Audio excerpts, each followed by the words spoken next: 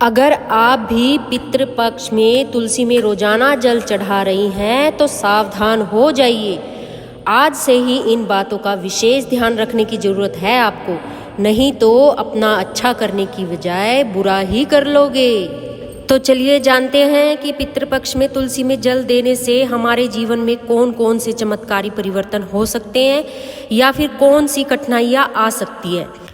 पितृपक्ष में यानी कि श्राद्ध में जो औरतें श्रद्धा से जल चढ़ाती हैं ना तुलसी माता को, वो जानती भी नहीं है कि वो अनजाने में क्या कर रही हैं। वो ना लक्ष्मी जी को प्रसन्न कर रही हैं और उनके घर में पैसों की कभी तंगी नहीं होती है, चारों तरफ पैसा ही पैसा होता है।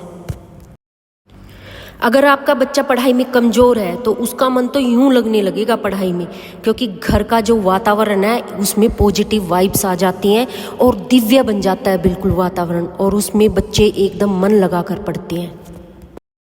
और सबसे बड़ी बात, पति पत्नी के रिश्तों में जो कड़वाहट आ चुकी है ना और जो दरारें बन चुकी है वो सब भर जाती है, सब दूर हो जाती है और ज़बरदस्त प्रेम बना रहता है आपस में ना।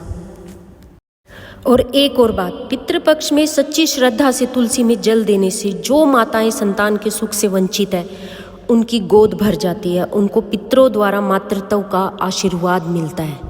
ये तो थे श्राद्ध में तुलसी में जल चढ़ाने के सकारात्मक पहलू।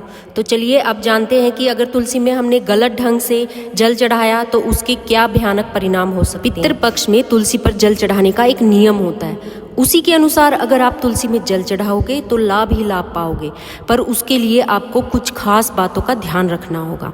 सबसे पहले आपको सुबह जल्दी उठकर तुलसी में जल चढ़ाना है, और ये नहीं है कि आप दोपहर में चढ़ा रहे हो या शाम को, नहीं, बल्कि अगर हो सके तो ब्रह्म मुहूर्त में हो तो ये बहुत अच्छा होगा। और आपको शुद्ध भाव से जल चढ़ाना। अगर आप दोपहर या शाम को जल चढ़ा रहे हो तो ये समझ लो कि आपने मुसीबत मोल ले ली है, आपको लाभ की बजाय हानि ज़्यादा होगी। तुलसी को अगर आप सामान्य पौधा जानकर जल चढ़ाओगे तो गलत ही परिणाम पाओगे।